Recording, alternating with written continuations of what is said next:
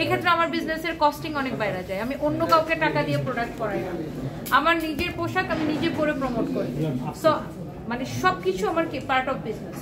So এখন এটাতে এখানে কিছু মানুষ নেগেটিভ মন্তব্য করতেই পারে, বাট এটা আসলে আমাকে আগেও থামাইতে পারেনি, ভবিষ্যতেও থামাইতে পারবে না। এবং আমার কাছে ইমানের যে সবচেয়ে বড় একটা মানে আমরা যদি বলি ইমানের যে বড় একটা কি ভিত্তি সেটা হচ্ছে আপনার সততা। আপনি কতটুকু সৎ, আপনি কতটুকু স্বচ্ছ। এবং আমার কাছে মনে হয় যে ওই জায়গাটা আমি অনেক বেশি পরিষ্কার। আমি কারো জেনে শুনে কোনোদিন কারো ক্ষতি করি না, আমি কাউকে খারাপ কথা বলি না, কাউকে খারাপ বুদ্ধি দিই না, কারো অপকার করি না। পারলে যতটুকু পারি মানুষের উপকার করি, বাট সেটা কাউকে না জানায়, শো অফ করে না। আজকাল যেটা বিষয় হয়ে গেছে যে আপনি কাউকে কিছু দিচ্ছেন, কাউকে হেল্প করতেছেন বা কোনো কিছু করতেছেন, এটা সোশ্যাল মিডিয়াতে ছবি না দিলে মানুষ বিশ্বাস করবে না যেটা আপনি করতেছেন, বা মানুষকে বিশ্বাস করাইতে হবে জানেন না তুমি কিছু করতেছো না, আবার দিলেও বলবে তুমি শো অফ করতেছো। তো আমার কাছে মনে হয় যে আমরা যখন কাউকে কোনো হেল্প করি বা কোনো কিছু করি সেটা আসলে আল্লাহকে সন্তুষ্ট করার জন্যই করতে হবে, এবং সেটা মানুষকে না জানাই করতে হবে। আপু আপনার সাহস ছিল আগে আপনার স্বামী, যেহেতু এখন উনি নেই, এখন আপনি আগাবেন কিভাবে? আপনার সাহস কি? আমার স্বামী আগেও সাহস ছিল, এখন আমার স্বামী সাহস। আমার স্বামী আমাকে এত ভালোবাসা দিয়ে গেছে যে আমার আসলে আর দরকার নাই নতুন করে কোনো সাহসের। অনেক সাহস অবশ্যই মনে করার পরে আমি প্রতিদিন কবরস্থানে যাই তাকে দেখতে।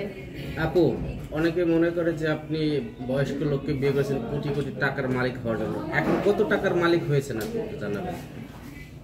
এইটা যদি আপনি ইনভেস্টিগেট করে বের করতে, আমি না একদিন লাইভে এরকম বলছিলাম যে ইন্টারভিউতে মনে বলছিলাম যেটা যদি কেউ দেখেন বাংলাদেশে এত আপডেটেড সিস্টেম, এখন আপনি চাইলেই কারো সম্পর্কে তথ্য বের করতে পারেন।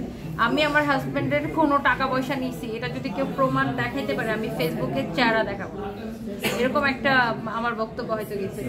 তো আপনি বের করেন না আমি আমার হাজবেন্ডের থেকে কিছু নিয়েছি কিনা বা কিছু পাইছি কিনা। আপু বারিশকে ছুড়ে মারবেন বলছিলেন কেন? না আমি এটা আপনি রং কোয়েশ্চেন করছেন। আমি কিন্তু বলি না যে তাকে ছুড়ে মারবো, আমি বলছি ধরেন আমাকে যদি কেউ, আমি একটা জায়গায় হেলিকপ্টার রেন্ট করে নিয়ে গেছি, আমি এখানে শুট করবো, আমাকে কেউ বাধা দিচ্ছে, আমি তাকে ছুড়ে ফেলে দিই, ওই সাহস আবার আমার ভাই আছে। আমি যেটা আমি লিগেল সেটা আমি লিগেলি, আমি একটা টাকা পয়সা খরচ করে এক জায়গায় ভাড়া করে নিয়ে গেছি, আমার উপর কেউ এসে মানে ফৌজদারি করবে, ইয়া করবে, আমার সেই প্রতিবাদ বা সেই সাহস কিন্তু আমার আছে, এটা আপনারা সবাই জানেন। এটা অনেকের হয়তো থাকে না, যেমন আপু অনেক ভদ্র আপুর ছিল না, বাট আমার ক্ষেত্রে হলে ওই মামলা ওখানে ডিসমিস করে দিয়ে আসতাম, এই মামলা এই পর্যন্ত আসতো না, মামলা ওখানে ডিসমিস করতাম। আমি ভাড়া করে নিয়ে গেছি হেলিকপ্টার, ওই হেলিকপ্টার আপা সেদিন একটা লাইভ দেখলাম আপনার, সম্ভবত ভাইয়া নেই, সেই সুযোগে আপনার মনের অবস্থা ভালো না, অনেক একটা বিয়ের প্রস্তাব দিছে কেউ না কেউ, আপনি লাইভে বলতেছেন ওগুলা সারাদিনেই দেয়, সারাদিনে দেয়, মিনিটে মিনিটে দেয়, সেকেন্ডে সেকেন্ডে দেয়, ইনবক্সে মেসেজ দেয় তোমার বিয়ে করতে চাই, এগুলো সারাক্ষণই দেয়। আসলে আপনি কি মানে আমি একটা প্রশ্ন যাই, সেটা হচ্ছে যে যারা উদ্যোক্তা আপনারা আপনাদের প্রমোশনের জন্য একজন প্রমোটারকে, আপনি সেক্ষেত্রে কেন ভিন্ন করবেন যে নিজে নিজে সব করতে চান বা তাদেরকে সুযোগ দিতে চান না, নাকি মনে হয় যে আপনি তাদের চেয়ে বেটার পারেন?